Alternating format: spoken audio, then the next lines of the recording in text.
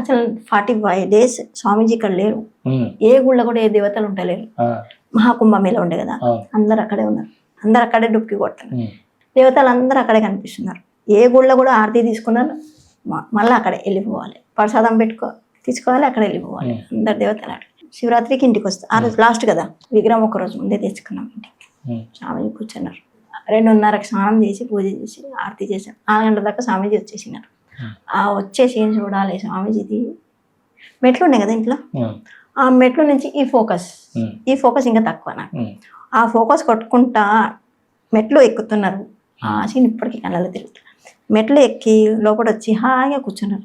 విగ్రహంలో ఎండి విగ్రహం చేపించి అందులో వచ్చి కూర్చున్నారు. పూజ కంప్లీట్ అయిపోయింది, అన్ని ఆరతి చేసినాం. స్వామి నా పూజ అయిపోయింది, స్వామీజీ వచ్చేసి నేను హాయిగా పండుకుంటాను. పండుకున్నా 5 గంటలకి.